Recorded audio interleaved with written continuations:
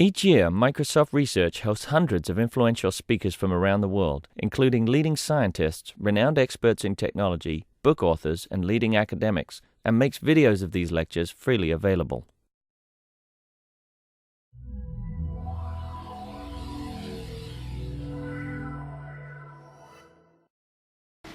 All right. When John invited me to present here today, he told me no matter how much information I shared with you, you would definitely not be overwhelmed, which is great because for me, it's a privilege to be here to get experience, to share your experiences in technology and social software. So you can actually do me a favor and with your comments and your feedback and explain how some of this is relevant to the things that you're doing. I'm obviously not a researcher in technology. My area of expertise is in health behavior change and exercise adherence. So I look at how people make decisions on making behavior changes, especially when it comes to physical activity and exercise, and then how they continue making those changes or adhere to those behaviors. But it wasn't an accident that I fell into social software and technology because I grew up in a household where technology was very prevalent. My dad was a software engineer and my brother is in computer science, so I've always been an avid user of technology. And when I started watching how people in the fitness industry and how in the exercise field started to put these two together, it was a really fun and exciting fit for me to watch these things grow. So I titled this Keeping Fit with the Jetsons for several reasons, because we've sort of become in this culture a modern day Jetson, right? In other words, we're much like the Jetsons, where we're very comfortable in our lives in the sense that we are not very physically demanding of the things that we do. The majority of us, for example, still travel in cars and planes to get to destinations, so it doesn't require us to be very active. We're also very sedentary in terms of our media use and screen time. We participate in non-physical activity, leisure time activities. As you can see, we watch a lot of television. A huge population of our culture is online in front of the computer. And we play a lot of video games. In fact, in 2004, there was a meta-analysis study looking at screen time and comparing it to body fat percentage. And they found that there was a positive correlation between body fat percentage increasing and the amount of time you spent in these leisure time activities. And again, this shouldn't be a surprise. Even though this isn't a causal relationship, it's still pretty relevant in terms of what we deal with today.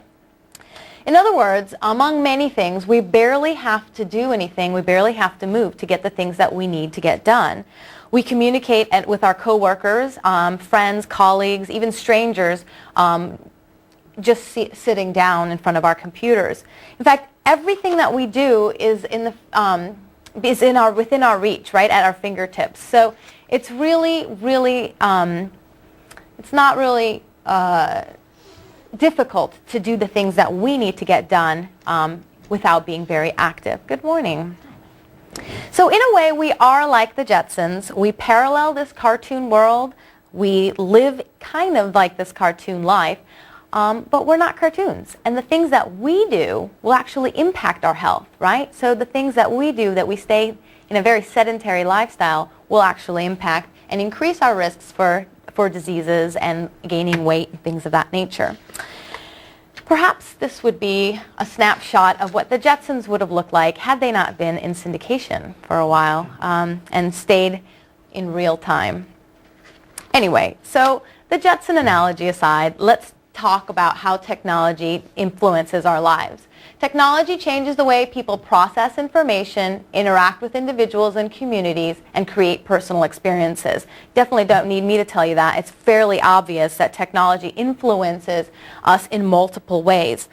And certainly these influences happen to become more transparent now when end users like myself have a bigger role in defining the way these technologies and defining and even redefining the way these technologies are useful to us. Sometimes programmers and software developers will develop a platform without knowing exactly how the end user will actually apply that.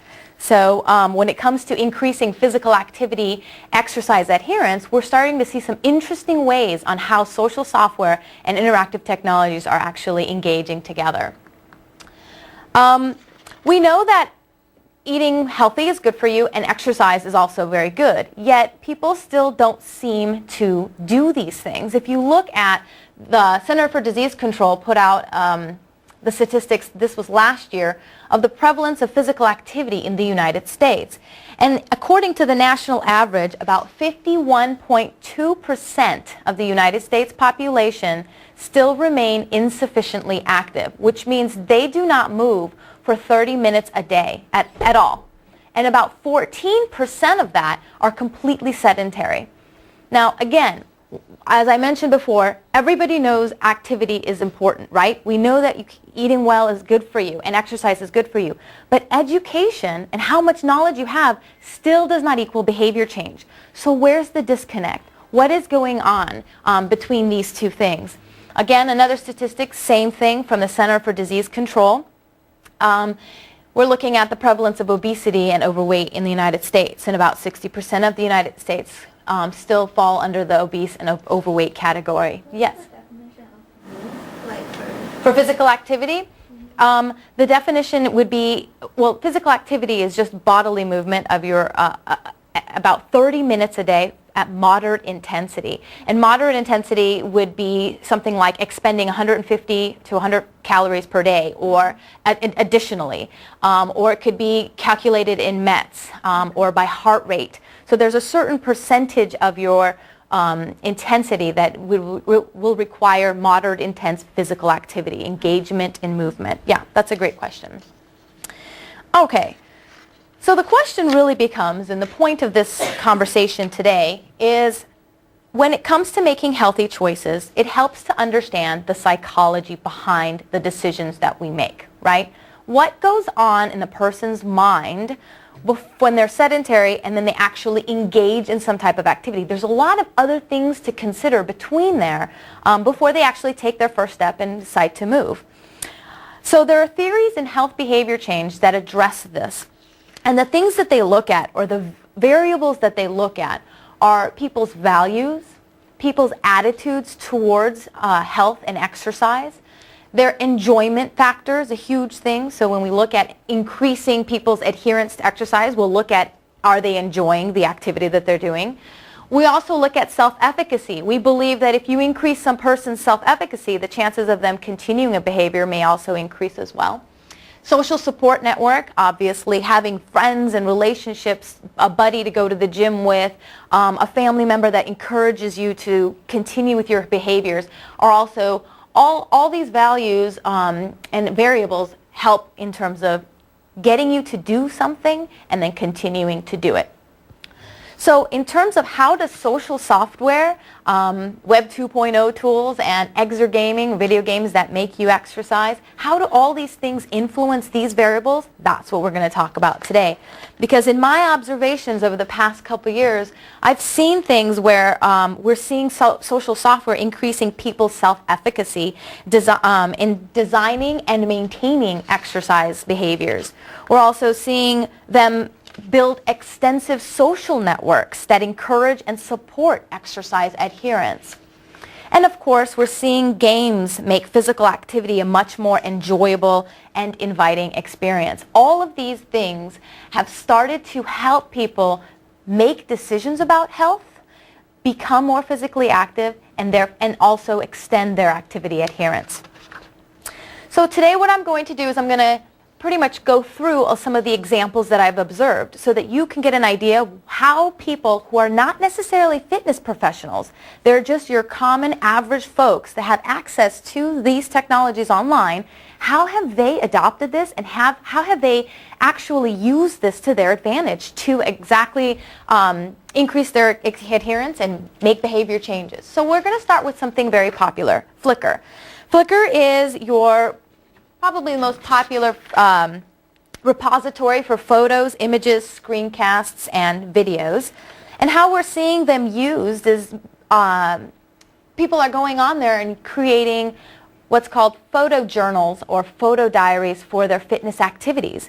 And they will upload and report their weigh-ins, their heart rates, their fitness activity, their weight loss, their weight gain, every time they go perform a workout, they start to create this repository of their journey, their visual journey.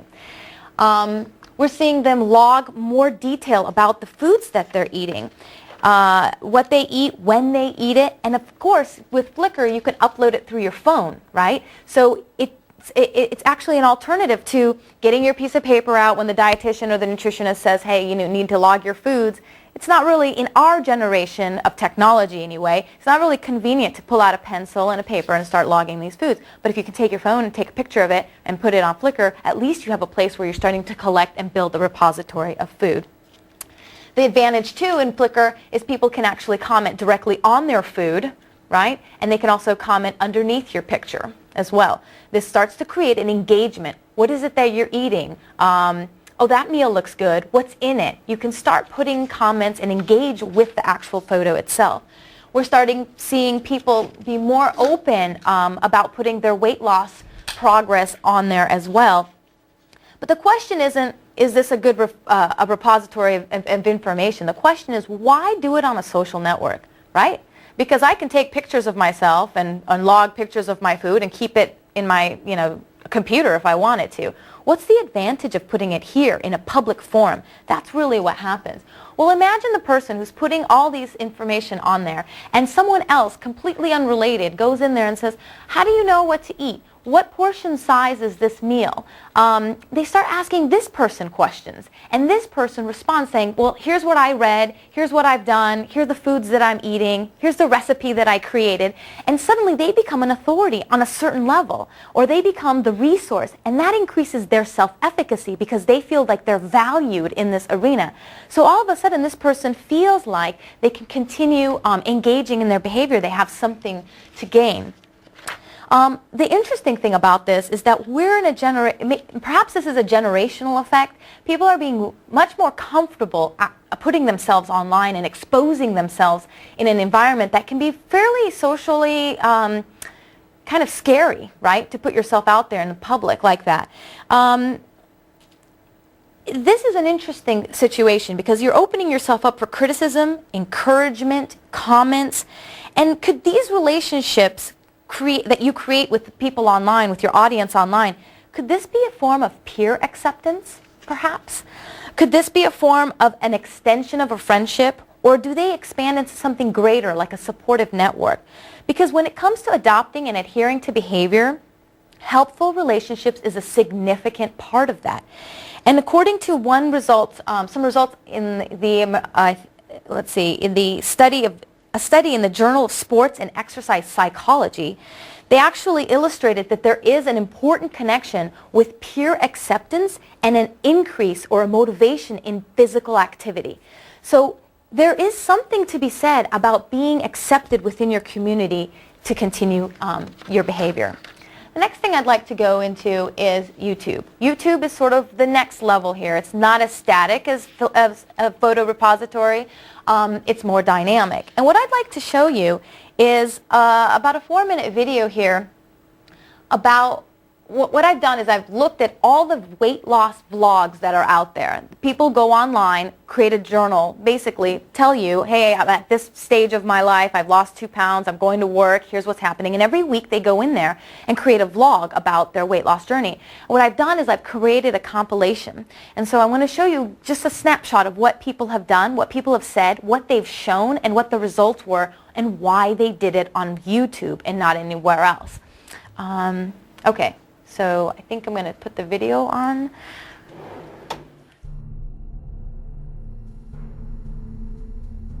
Hello, YouTube fans. Hello, YouTube. How's it going, YouTube? Hello, YouTubers. Good evening, America. This is my first broadcast. Good morning.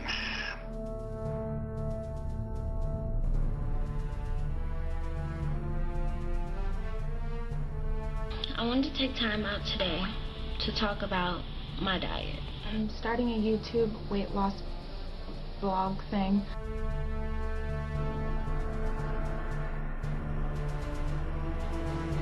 I'm doing this because I think it might benefit some people to see what I've gone through. The reason why I'm doing this broadcast is because I'm overweight. I need the support from people that may be overweight also. January I had a baby, this baby. And this is what happens to your body after you have a baby. It's very hard to get rid of. Weight loss is hard. I've been noticing quite a few weight loss videos up recently. All it is that there's a place where you're not alone. I know that if I cheat, it's going to set me back and I'm going to have to explain myself to whoever's watching. I'm going to do a short monthly video blog on the subject.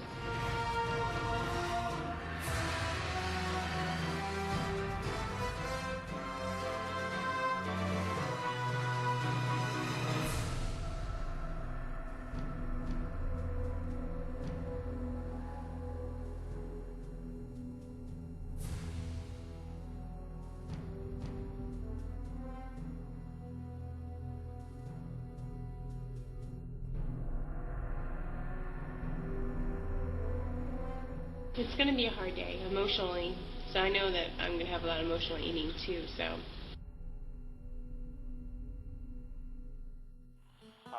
My overall goal is to lose approximately 40 pounds. This is goal number 1. Lose 25 pounds. I'm trying to get down to 118. I'm 185 right now. So I weighed in today. My last weigh-in was 262, which is 2 pounds above my goal weight. 5 pounds. That's how much I lost. I'm so proud of myself. So. 1 big toe, 2 big toes, and I forgot exactly how many weeks it's been, but I have not had any cookies since December 25th. So I got on the scale and I weighed 135.6. I've been doing really well. I was really shocked. We're down about 11 pounds.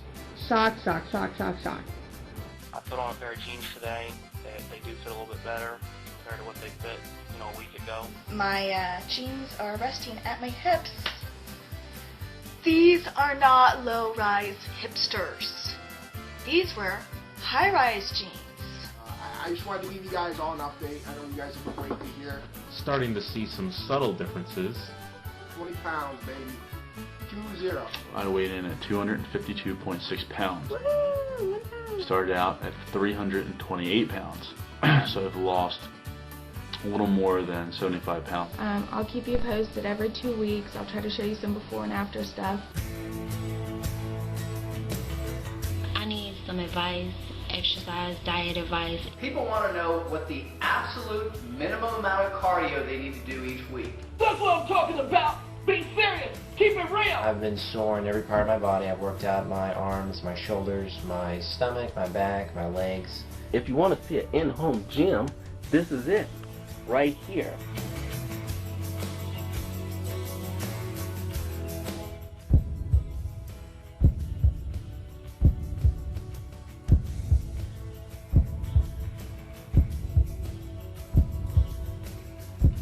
Well, it's day 100. I have to encourage you guys. I have to encourage you guys that you can do this. You can. There's support, inspiration, great videos, great discussions.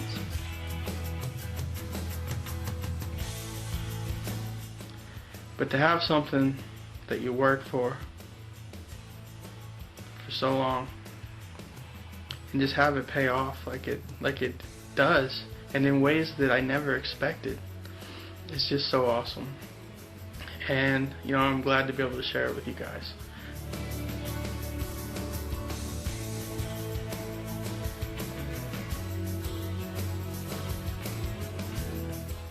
And I thank all of you, for going along the journey with me.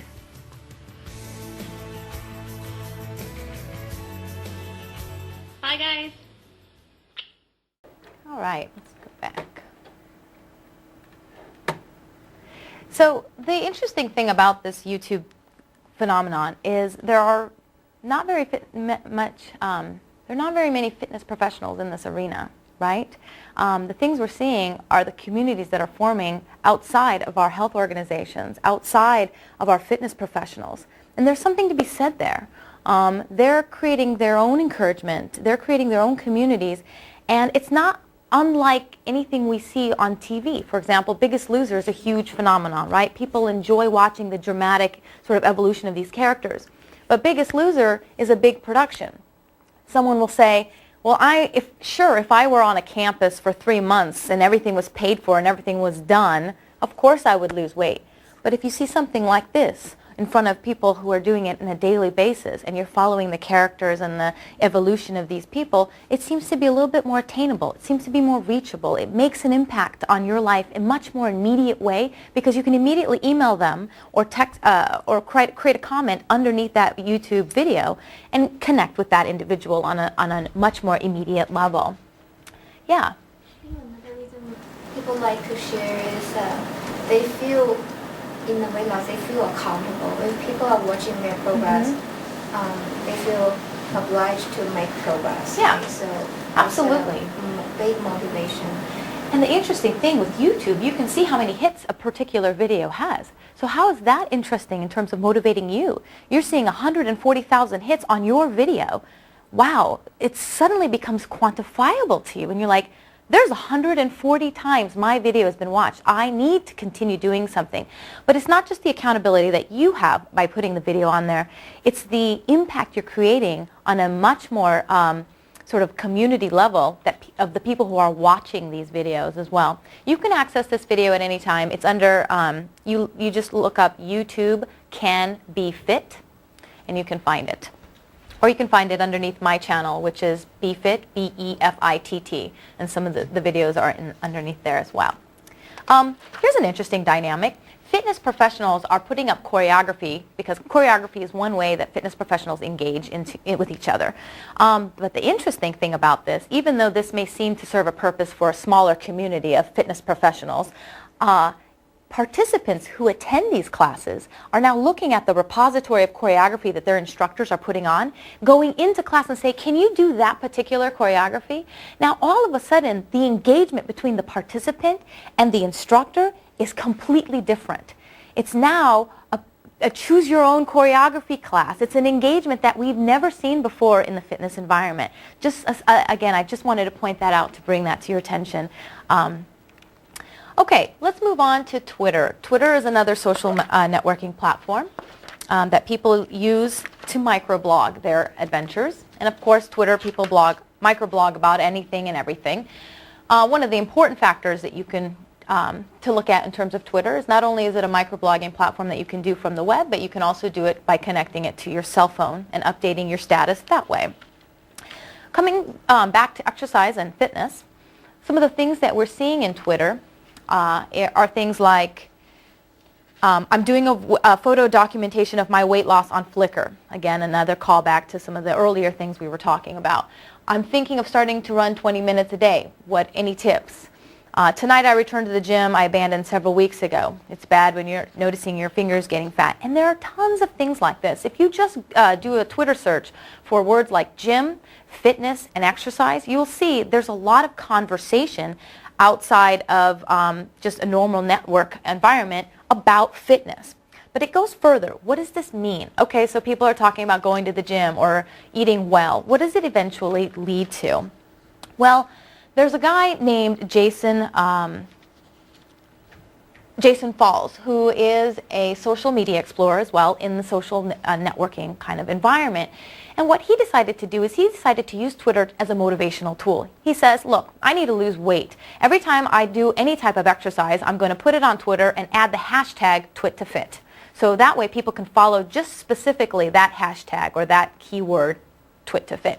And what he ended up getting is so basically what you do is you say, okay, I did this workout, and you add the hashtag #TwitToFit. Just ran 2.5 miles, hashtag #TwitToFit. And you can actually then pull up a subscription, right, and subscribe to the feed, #TwitToFit. That's it. So in your reader, you can just find out what are people doing. Again, this creates an accountability for the person that's doing this, but at the same time, for someone who is not necessarily following an exercise regimen, they can just get ideas of what people are doing with these types of exercises. One of the interesting things about it, they've also extended it and created a Ning network for this particular group, which now takes something that was a conversation that's just sort of in pieces, and taken it to the next level. Now the interesting thing is, this next level of a more comprehensive community would have never come before this one existed. So this one propelled it to this one. This community could eventually propel it to something that's maybe offline, or maybe propel it to something else. So we're seeing a progression of engagement here in terms of physical activity, support communities that sort of started in Twitter and now moved to a more comprehensive network, then moved on, it could potentially move on to something else, something bigger. In fact, Jason Falls has been contacted for sponsorship type opportunities, so people are recognizing that there's a community there.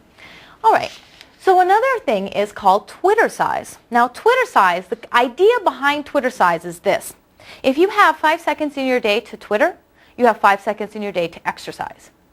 The American Council of Sports Medicine came out with this recommendation in 1997. It said, in order to reduce the risks for cardiovascular disease or cancer or any type of diseases, you need to exercise for moderate intensity, physical activity for 30 minutes a day. The key word here, though, is those 30 minutes can be all at once or accumulated throughout the course of the day, right? So technically you can exercise or be physically active 10 minutes in the morning, 10 minutes in the afternoon, and 10 minutes at night.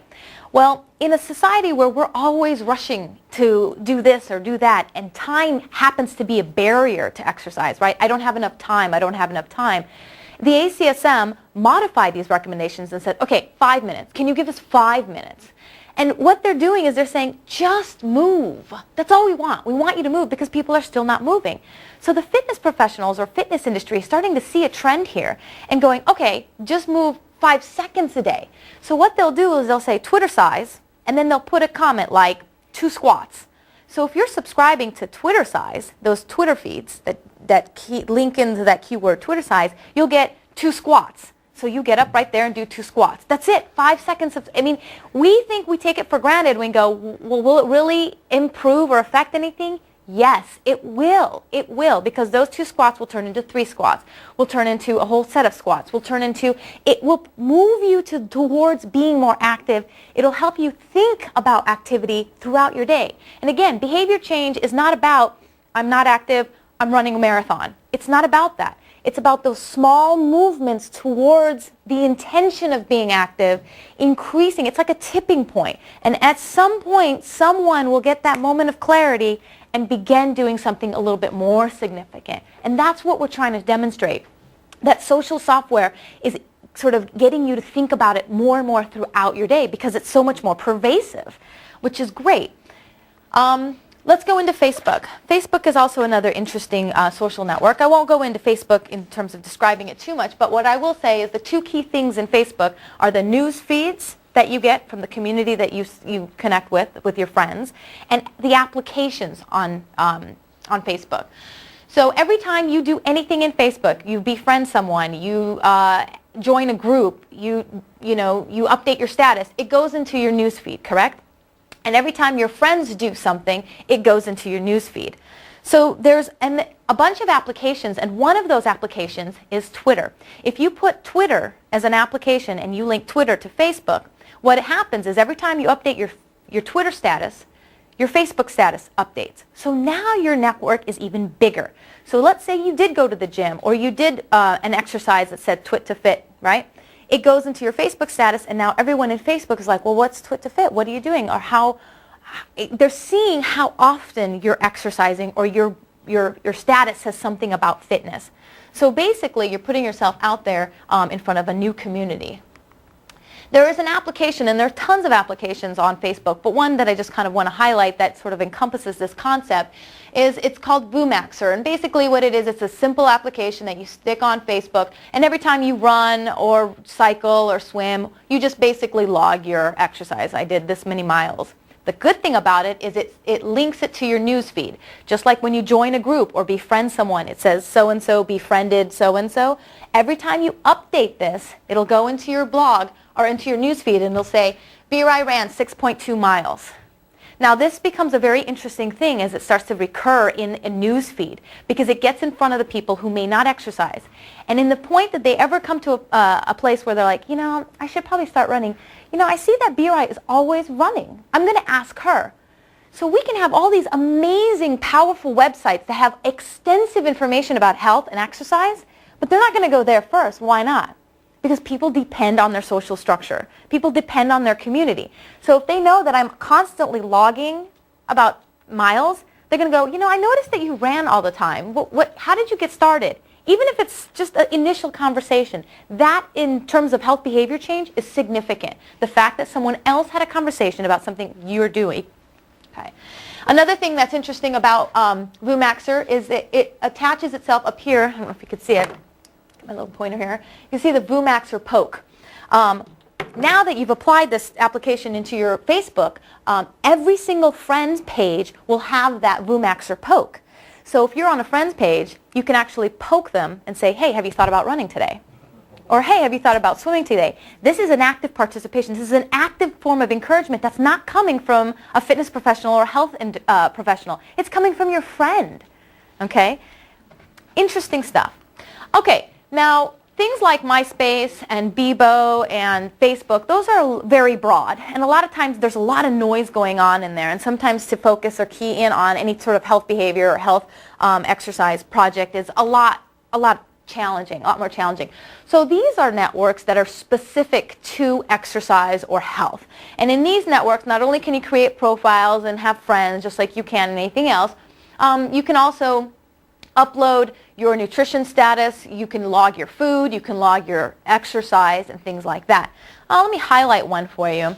Jiminy.com is one that I often use with my students in class, actually. I have them go in there. I teach an online exercise science class, and in there they have to create program designs and things like that, and they use Jiminy to create those exercises. And I can actually look in there and see, are they tracking their foods like they're supposed to? Are they tracking their exercise? Because that's part of the component of the class. And so and the interesting thing is, it based on the goals that you set, it will give you the grades if you've met those goals or not. So I can go into my Gym Buddies page, which is like my contacts or my friends, and I can immediately go, okay, they got an A, B, A, B, A, B. Like I can tell exactly, depending, I don't even need to know their goals, right? It will determine what their grade is according to if they've met their goals or not.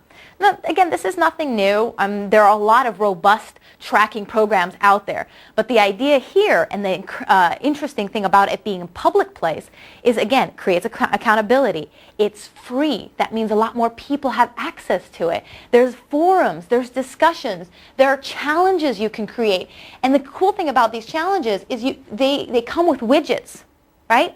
So that you can create a challenge and then grab the embed code of the leaderboard widget, stick it on your blog. So people who are reading your blog or your website are also following. They don't even have to have an account here on Jiminy. They're just following along. Again, it's just about disseminating information and saturating your world with the behaviors that you're engaging in and seeing the impacts. Jiminy also has a cross-posting opportunity to Twitter. So now imagine this. You're in Jiminy. You blog or you post your progress. You went running that morning, and so you went into Jiminy and submitted your update. I ran. This cross-posts to Twitter, and it looks something like, I did one of my custom workouts with a link that'll take you back to my exercise. So now you know exactly what I'm doing as well if you wanted to, which then, of course, links to Facebook because guess what? Twitter links to Facebook as well. Now you're starting to see the power of social media at work here. It's not just an isolated Twitter. It's not just an isolated engagement or communication in Facebook. It's this whole conversation. And then if anybody then goes back and joins Jiminy or Daily Mile or any of these other things, you've seen it kind of gone full circle. Someone who started with intention because they saw what you were doing turned into an attitude shift, turned into them seeking more information, then turned into them going in and going, I think I'm going to try this. And it turned into them being active. And all of a sudden, this conversation that you see across platforms becomes much more relevant and much more effective. Okay, yes? Do you predict that the social networking actually tackle the obesity problem eventually? And it kind of tautology here, because the internet kind of, eat up our physical activity time in a sense. It definitely can. And so in that sense, tautology kind of... Technology is kind of good and bad, correct? It's good in the sense that when you're creating interactive programming, things like exergaming, things like that, those definitely is a good use of technology because it's helping people to be active. But then you've got a lot of things like email and surfing on the web and things that suck your time and actually create an opportunity that enables you to continue to stay sedentary. All I'm saying is, here's what people are doing with the tools that are out there. Will this, combat the obesity problem? No. But will this help health professionals and fitness professionals to understand the culture that technology creates and then refine their programming to cater something that makes sense to this technology-driven environment? Perhaps. So it might help tweak the way we create programs. It might help tweak the way health professionals design initiatives or interventions, because we understand that the way people are using social technology is different now than they were before. So it adds on to it. I want to talk a little bit about podcasting. Podcasting is not necessarily a social software, okay, because it's more a production tool. But I teach a jogging class online. Now, one of the significant challenges when you teach any class online is the fact that you have to create a community among your students. Now, it's easy, well, not easy, but it's definitely makes more sense if you're teaching a theory-based or a textbook-based course and you sort of translate that to an online course. That seems to be an easy transition. But when you're creating an activity course that's on campus, for example, we teach a lot of activity courses on campus, so a student could come in and take a cycling course for a credit, or a yoga course for a credit on campus in between their classes. When you take something like that that's so reliant on you being there, on the community, and you put it online, you're bringing up a whole nother set of challenges, okay? How do you create that accountability? How do you deliver this information to a group that may never ever come on campus but still need an exercise program? In the commercial fitness industry, there are a lot of downloadable fitness podcasts. In other words, you can go to places like podfitness.com, cardiocoach.com, gymp3.com, these types of podcasts that specifically guide you and coach you through a workout routine. So I download it, I go on the treadmill, it'll tell me increase my intensity by this much, or speed up your pace, or it'll coach me through a workout. But is this really engaging your community? Not really. If I have an 8-week course online, I have to make sure that I'm not just designing 8 MP3 files, right, and delivering it and go have at it. I know that social networking and community is very, very important in the adherence of exercise. So I have them podcast back their experiences. So they'll call in and say, okay, I just did this workout and it was really great, or I have a question. When you're teaching a class, one of the advantages is, how you doing? We love to say, how y'all doing? Are you having a good time? Any questions during the class? We love that feedback. And to eliminate that is not very effective. So students call in and say, I just did my workout, it's really great. I have a question about the speed drill that we did. So I take that MP3 file that they've left for me on the voicemail or whatever and filter it back in next week's routine. So now you're hearing people talk to each other as well as my coaching them through that workout. So now you're using a podcast technology to allow communications in an online forum. In addition to downloading their podcast exercise, I've also created a Ning network for them so that they can communicate and interact as well. And I've also suggested they create a Daily Mile account so that they're also out there in the commercial social software world creating behavior changes there. What this says is after my class is over, they're still out there in this network. They've created friends, they've created a community, and they can continue that behavior, okay? Because usually in online classes in an institution Once the online class is over, that particular network gets shut down and you have to create a new one for the next semester, right? The students can't really connect with each other anymore at that point. Because this is an activity class, this continues that encouragement. And because we're doing two-way podcasting activities in this class, this encourages the student to go take this class again, knowing that the class will be a different experience each semester. Now I'd like to talk a little bit more, kind of shift gears a little bit and go into Second Life. Second Life obviously is a virtual platform, a three-dimensional platform for people to utilize or to connect with each other and engage. So then what's the significance, do you think, of having a gym in Second Life? Because there are gyms out there in Second Life. They're not only gyms, but there are places where you can go and engage on a treadmill. There's me on a treadmill. You can also, there's a lot of places where they put information. Think of Second Life as a three-dimensional web, right? You have a location URL in a way, and you go to it. If you go into Second Life without knowing where to go, it's kind of boring. So we have location URLs. You can go into a gym, and just like anything else, you can have posters and information kind of posted on there. What does this do? This allows a person who hates going to the gym, who would never, ever engage in a fitness-related culture, helps them to understand things in an environment they feel comfortable in. There are, 9 million residents in Second Life now? It's a pretty significant number. And so here you're tapping into an audience, telling them about exercise and fitness in a way that they may not know. Now, personally, as you go into Second Life, you may think, okay, what's the significance of my avatar going on a treadmill if I'm still sitting there in front of my computer being very sedentary, right? Well, for one, it's educational opportunity. The more education information that you know, the better equipped you are to make effective decisions. But two, Second Life is becoming a lot more interactive. For one, in terms of yoga classes, they offer yoga and meditation classes. So because they have voice over IPs and you can talk to people in Second Life, imagine you going in there, your avatar is sitting on a mat, but you can still hear the instructor cue you through a yoga class or a meditation class. So you're sitting in front of your computer, you're still engaging in some form of wellness activity that's still relevant. Some people are even connecting treadmills to their computers and walking their avatar as they walk on the treadmill. Now this goes into some more interactive technology world. This is where we're starting to go into exergaming kind of ideas. There is a cycle class in Second Life every Tuesday and Thursday at noon, Second Life time. And what they do is, this is a real instructor. On the other side of this avatar is a real triathlon, instructor from the UK.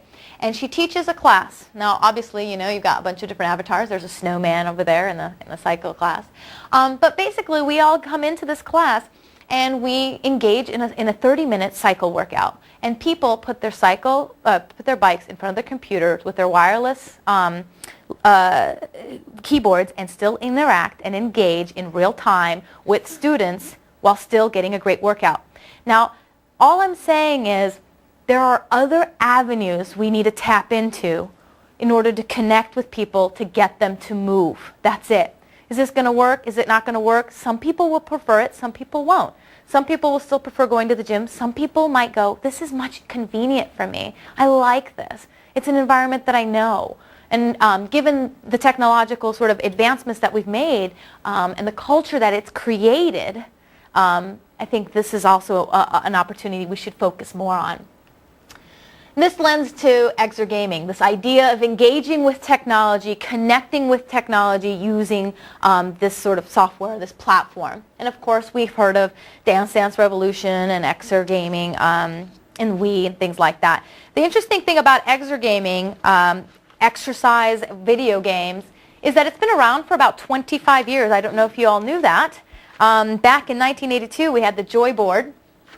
Yeah, that was where you stand on the board and I think you have ski moguls or something like that, and the way you kind of lean back and forth on the board will allow you to kind of engage. Then we had the the cycle trainer. Here's something very interesting that I want to read. It's just kind of an interesting tidbit. In 1982, Atari came out with this game called the Puffer. and it never went to market, but I want to read you the internal memo that went out in Atari that year. It reads like this. There's a whole generation of kids and adults out there who are into sports and or don't get enough exercise.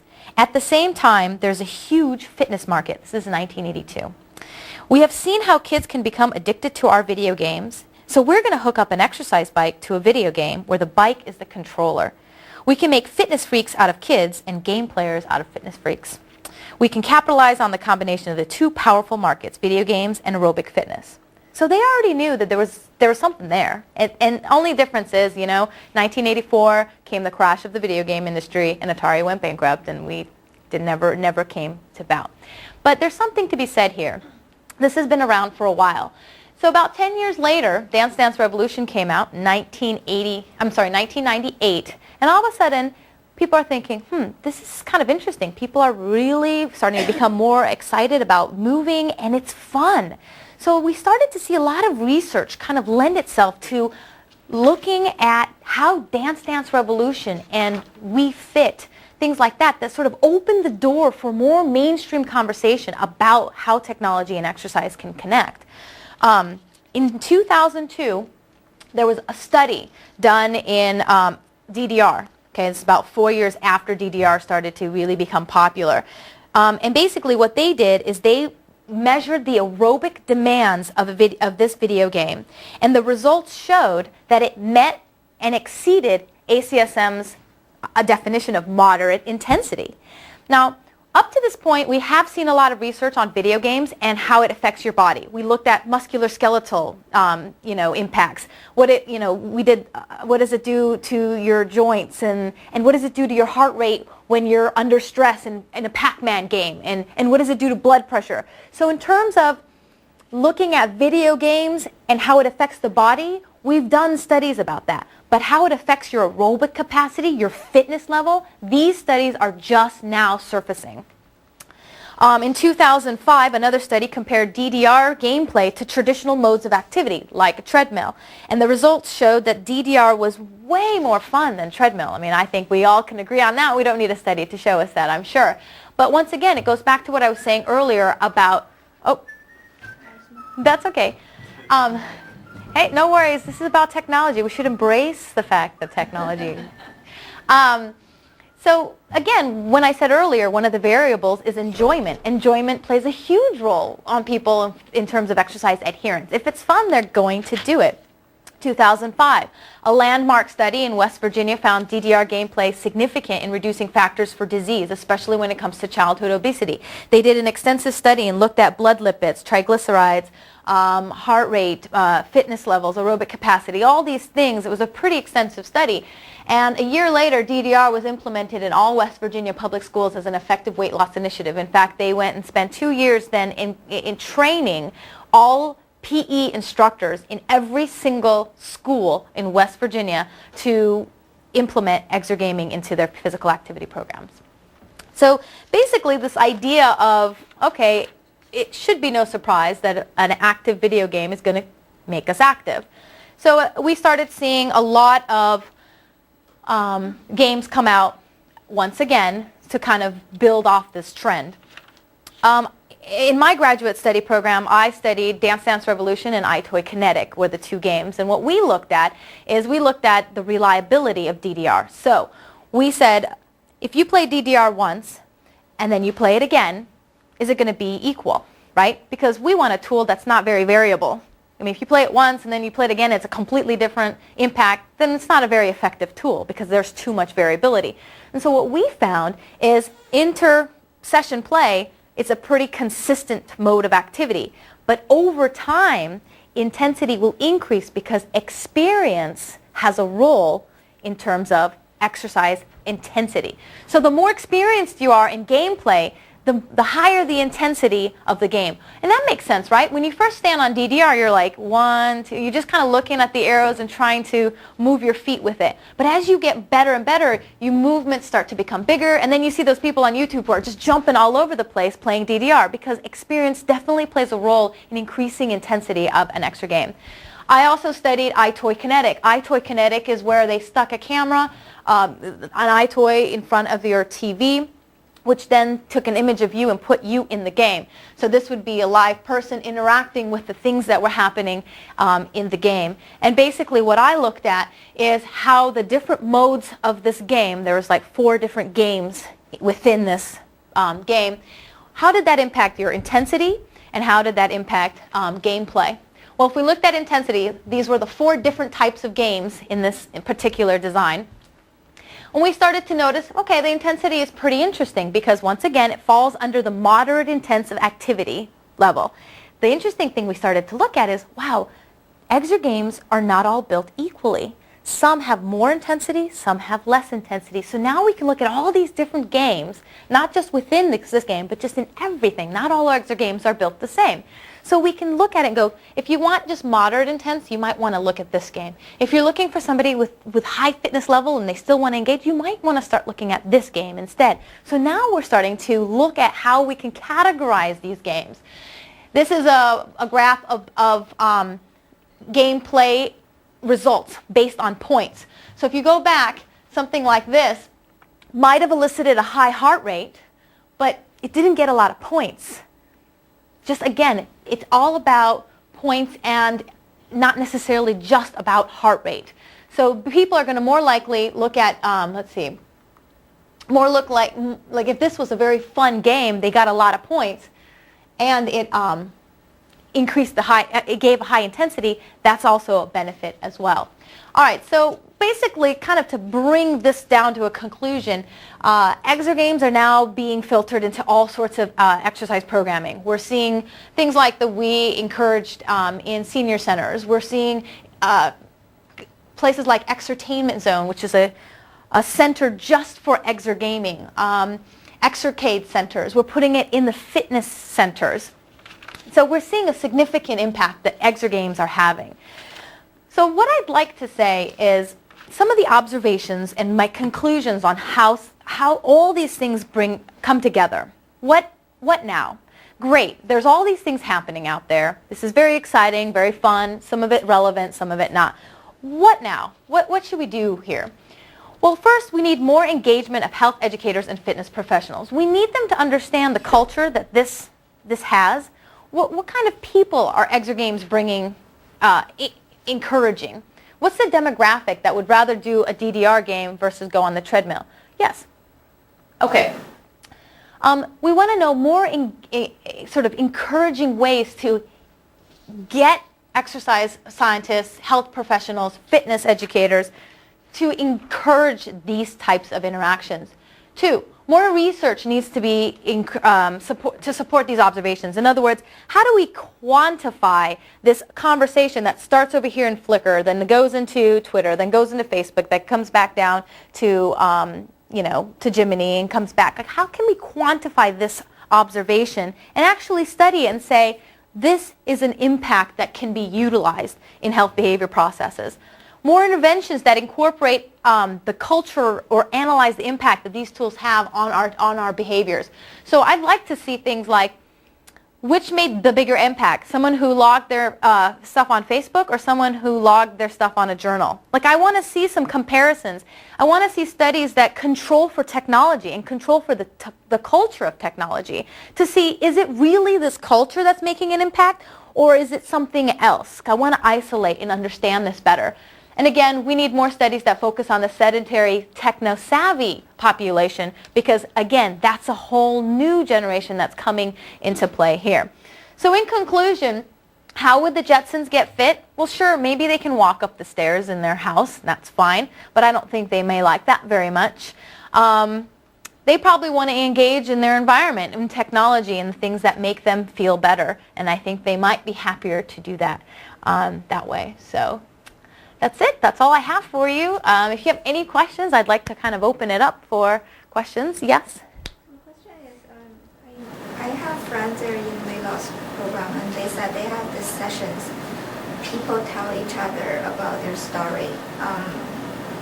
Oftentimes, behind the weight, you get lots of weight, there's psychological reasons there. Yep. And the reasons across the board is very diversified. And I think in the real person interaction, it's kind of easy for user to open up. Like you're in a small group and then you know each other well, you can trust them, so you can tell your real story and you know what happened. But in the online community, so are there any mechanism or things that help user to kind of be open, like to talk this kind of thing, like private more?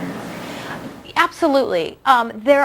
What I'm sort of suggesting in this is there are much more private, robust applications, but they may be either paid services. I mean, for example, there's a paid service where I can take a picture of my food and it goes to a nutritionist and I pay her, she observes my food, she observes my eating habits, and she and I have a conversation online via webcam. Okay, so these things certainly occur. Everything I've showed you so far is just free.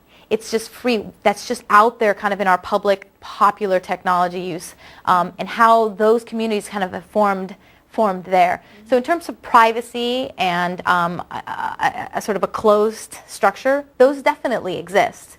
But in terms of popular social software, I've tried to demonstrate how these sort of technologies have kind of taken their movement on their own in a community that is comfortable in sharing it. Do you see people talk about why did they get into, the obesity? Like what is the reason, childhood stories? Oh, of course. There's lots of reasons. Yeah, of course. I mean, there's lots of contributors to obesity, but obesity is not necessarily, obesity is a risk factor for the diseases that we get, for cardiovascular and cancer. It's not necessarily the only reason. You can still be a lean person or a thin person and still have a high body fat percentage and still be at risk for diseases. So it's not just the obesity, but anything else? Thinking of something? Well, you can always email me if something comes up. I mean, I definitely, yeah. So thank you for having me.